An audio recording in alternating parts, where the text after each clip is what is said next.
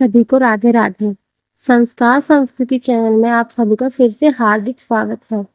कल की जयंती 2024 सभी हिंदुओं के लिए शुभ दिनों में से एक है, क्योंकि यह आने वाले भविष्य में कल्कि के रूप में भगवान विष्णु की जयंती का प्रतीक है। भगवान कल्कि भगवान विष्णु के 10वें और अंतिम अवतार होंगे। हिंदू मान्यता के अनुसार भगवान विष्णु कलयुग के अंत में बुराई को मिटाने और सत्य युग को वापस लाने के लिए पृथ्वी पर जन्म लेंगे। हिंदू कैलेंडर के 5वें महीने सावन की षष्ठी तिथि को हर साल भक्त इस दिन को मनाते हैं और दुनिया में देवता के आगमन की आशा के आनंद को मनाने के लिए पूरे देश में इस त्योहार को कल्कि जयंती के रूप में मनाया जाता है। संस्कृत शब्द कालका से कल्कि नाम की उत्पत्ति हुई है। कल्कि नाम उस व्यक्ति का प्रतिनिधित्व करता है जो इस ब्रह्मांड से सभी प्रकार की गंदगी और बुराई को दूर करता है।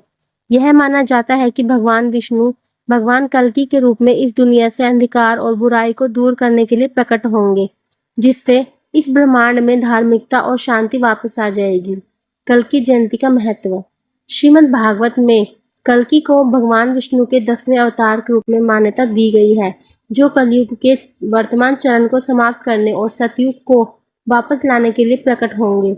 इस दिन भक्त भगवान विष्णु की पूजा करते हैं और उनके आशीर्वाद के लिए प्रार्थना करते हैं और वे अपने सभी बुरे कर्मों या पापों के लिए क्षमा भी मांगते हैं। लोग अपने जीवन का दर्द रहित और शांतिपूर्ण अंत सुनिश्चित करने के लिए इस दिन उपवास रखते हैं। कल्कि को भगवान विष्णु के सबसे क्रूर अवतारों में से एक माना जाता है, जो बुराई के अंत और मानव जाति के लिए नए शुरुआत के प्रतीक है।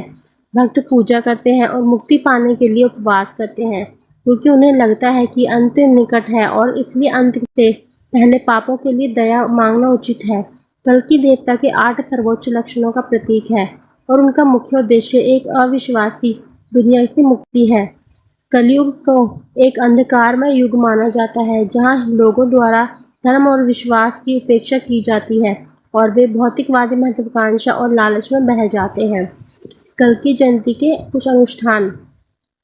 कल्कि जयंती के मौके पर लोग पूरे दिन उपवास रखते हैं। लोग भगवान विष्णु का आशीर्वाद पाने के लिए विभिन्न मंत्रों जैसे नारायण मंत्र, विष्णु सहस्त्रनाम और अन्य मंत्रों का 108 बार जप करते हैं। भक्त व्रत की शुरुआत करते हुए बीज मंत्र का जाप करते हैं, जिसके बाद पूजा होती है। देवताओं की मूर्तियों को पानी के साथ साथ पंचामृत से भी धोया जाता है। भगवान विष्णु के विभिन्न नामों का जाप किया जाता है। कल्कि जयंती के दिन ब्राह्मणों को भोजन दान करना आवश्यक है। कल्कि जयंती एक महत्वपूर्ण हिंदू त्योहार है, जो कलयुग के अंत और सत्य युग की पुनर्स्थापना के लिए उपलक्ष्य में मनाया जाता है। यही कारण है कि हिंदू संस्कृति और धर्म में इस त्योहार का इतना महत्व है। इस दिन भगवान श्री हरि विष्णु की पूजा का विशेष महत्व होता है। पूजा विधि। सुबह जल्दी उठकर नहा ले और साफ कपड़े पहने। विष्णु जी की मूर्ति को गंगा जल से धोकर नए वस्त्र पुष्प अर्पित करें और तिलक करें। नारायण मंत्र, विष्णु सहस्त्रनाम और अन्य मंत्रों जैसे मंत्रों का 108 बार जाप करें।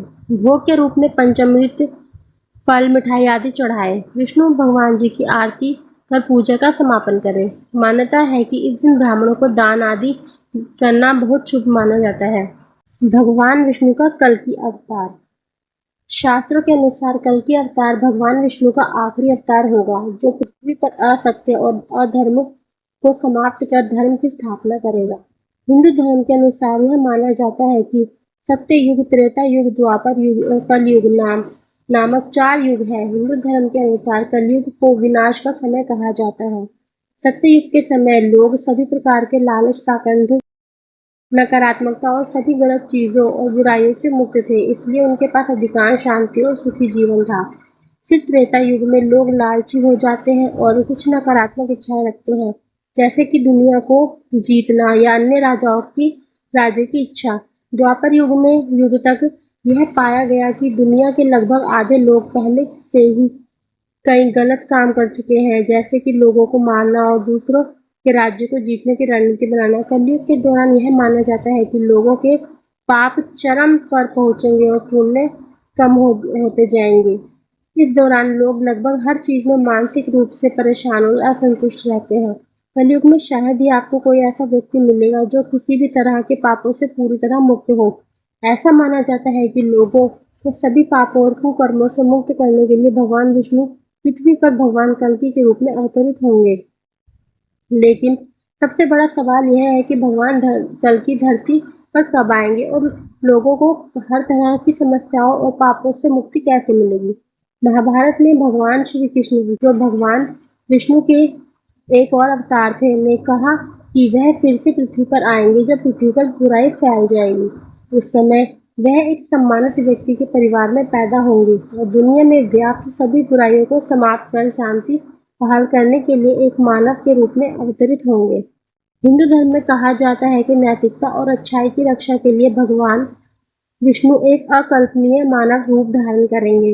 कलयुग पाप का युग है, जब भगवान विष्णु अवतार लेंगे और वे एक ऐसे इंसान के रूप में प्रकट होंगे जो सांवले रंग का होगा। ऐसा कहा जाता है कि भगवान कल्कि का जन्म दक्षिण भारतीय परिवार में होगा। उनके पिता एक विद्वान ब्राह्मण होंगे। श्रीमद् भागवत में कहा गया है कि भगवान कल्कि विष्णु यश के घर में पैदा होंगे। हिंदू विद्वानों का मानना है कि 4 चक्र सतयुग, त्रेता युग, द्वापर युग और कलयुग हमारे कैलेंडर महीनों की तरह ही घूमते हैं। वर्तमान युग कलयुग है और ऐसा माना जाता है कि यह 4,32,000 वर्षों तक चलेगा। ऐसा कहा जाता है कि कुरुक्षेत्र की लड़ाई को पहले ही 5,000 साल बीत चुके थे। इसका मतलब है कि अभी भी 4,27,000 साल बाकी है और श्रीमद् भागवत के अनुसार भगवान कलयुग के अंत में आएंगे। आपको हमारी वीडियो अच्छी लगी तो कृपया लाइक, शेयर एंड कमेंट जरूर कीजिएगा। अगर आप हमारे चैनल पर नए हैं तो चैनल को सब्सक्राइब करना ना भूलें तथा बेल आइकन जरूर दबाएं। सभी को राधे राधे।